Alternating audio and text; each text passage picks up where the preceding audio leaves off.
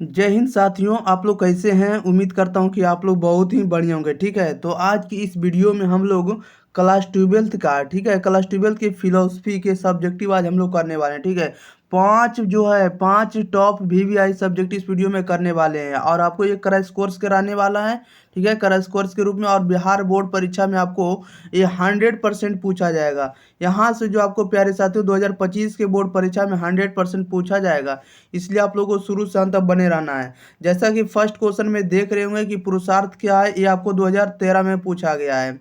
और स्थित प्रज्ञ का अर्थ लिखे 2013 में पूछा हुआ है। अर्थ अर्थ पुरुषार्थ की व्याख्या करें 2014 में पूछा हुआ है। कर्म सिद्धांत क्या 2015 में पूछा हुआ है।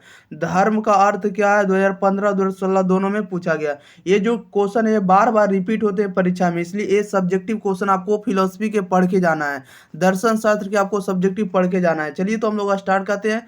जैसा कि ये क्वेश्चन आपको देख रहे होंगे। ओके, चलिए तो फर्स्ट क्वेश्चन में हम लोग स्टार्ट करते हैं। फर्स्ट क्वेश्चन देखिए क्या कर रहा है। फर्स्ट क्वेश्चन में कह रहा है कि पुरुषार्थ क्या है। ठीक है, फर्स्ट क्वेश्चन में देखे होंगे जैसा कि 2013 में क्वेश्चन है पूछा हुआ था। ठीक है, तो पुरुषार्थ क्या है, तो पुरुषार्थ दो शब्दों के योग से बना है। पुरुषार्थ जो है दो शब्दों के योग से बना है। पहला शब्द पुरुष है और दूसरा अर्थ है। व्यक्ति के कर्मों के लक्ष्य को ही पुरुषार्थ कहा जाता है। ओके, इस तरह से आपको इसका आंसर लिखना होगा। पुरुषार्थ जो है दो शब्दों के योग से बना है, पुरुष और अर्थ होता है। पुरुष मतलब होता है व्यक्ति के कर्मों के लक्ष्य को ही प्राप्त करना क्या कहलाता है, पुरुषार्थ कहलाता है। नेक्स्ट क्वेश्चन लेते हैं। क्वेश्चन नंबर देखिएगा आप लोग 2 नंबर। कह रहा है कि 2 नंबर में कि स्थित प्रज्ञ का अर्थ लिखे। स्थित प्रज्ञ का अर्थ लिखे, तो स्थित प्रज्ञ का अर्थ हुआ बुद्धि की स्थिरता। ठीक है, स्टेबिलिटी, अर्थात जिसकी बुद्धि यानी इंटेलिजेंस में स्थिरता होती है, स्टेबिलिटी होती है, उससे ही स्थिर प्रज्ञ कहते हैं। ओके, यानी स्थित प्रज्ञ का अर्थ हुआ बुद्धि की स्थिरता, अर्थात जिसकी बुद्धि में स्थिरता होती है उसे स्थित प्रज्ञ कहते हैं। ओके, तो 2 नंबर भी क्वेश्चन आपका कंप्लीट हो गया। क्वेश्चन नंबर 3 में कह रहा है कि अर्थ पुरुषार्थ की व्याख्या करें। अर्थ पुरुषार्थ की व्याख्या करें, तो जब मनुष्य के कर्मों का फल संपत्ति की प्राप्ति हो, जब मनुष्य के कर्मों का जो फल है संपत्ति प्राप्त करना हो या संपत्ति प्राप्ति के लिए हो, तब उसे अर्थ कहा जाता है। अर्थात धन या संपत्ति जीवन के लिए क्या होगा, आवश्यक होता है। Right answer. चलिए, तो इस तरह से आपको इसका आंसर लिखना होगा। ठीक है, इस तरह से इसका राइट आंसर हो जाएगा। अगला क्वेश्चन लेते हैं। क्वेश्चन नंबर 4 में कह रहा है कि कर्म सिद्धांत क्या है। तो कर्म सिद्धांत क्या है, इसका व्याख्या करना रहेगा या कर्म सिद्धांत का वर्णन करना रहेगा, तो किस तरह से लिखिएगा कि भारतीय दर्शन में कर्म सिद्धांत जो है नैतिक कारणतावाद है। भारतीय दर्शन में कर्म करने का अधिकार मनुष्य को दिया गया, लेकिन कर्म फल का नहीं।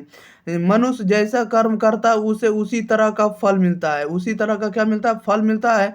अर्थात हम लोग कह सकते हैं कि कर्म सिद्धांत के अनुसार कर्म 3 प्रकार के होते हैं। कर्म कितने प्रकार के, 3 प्रकार के। कर्म सिद्धांत क्या, तो भारतीय दर्शन में कर्म सिद्धांत जो है नैतिक कारणतावाद है। भारतीय दर्शन में कर्म करने के लिए मनुष्य को अधिकार दिया गया। अधिकार किसको दिया गया, मनुष्य को, लेकिन कर्म फल जो है मनुष्य पर निर्भर नहीं करता है। वो अर्थात हम लोग कह सकते हैं उसी के अनुसार फल मिलता है। एक कर्म सिद्धांत के 3 कर्म है। ऑप्शन नंबर, चलिए, तो कर्म सिद्धांत के जो कितने कर्म होंगे, तो 3 कर्म होंगे। राइट आंसर इसका सही हो जाए। ओके, अगला क्वेश्चन 5 नंबर का रहा है कि धर्म का अर्थ क्या है।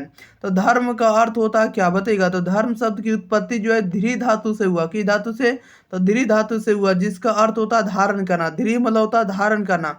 अर्थात हम लोग कह सकते हैं कि धर्म का अर्थ जो होता है कर्तव्य होता है। धर्म का अर्थ क्या होता है, कर्तव्य होता है। तो धर्म शब्द की उत्पत्ति ध्री धातु से हुआ, जिसका अर्थ होता है धारण करना। अर्थात हम लोग कह सकते हैं धर्म का अर्थ कर्तव्य होता है। ओके, चलिए, तो इस तरह से आपको इस तरह से सब्जेक्टिव इसका लिखना होगा।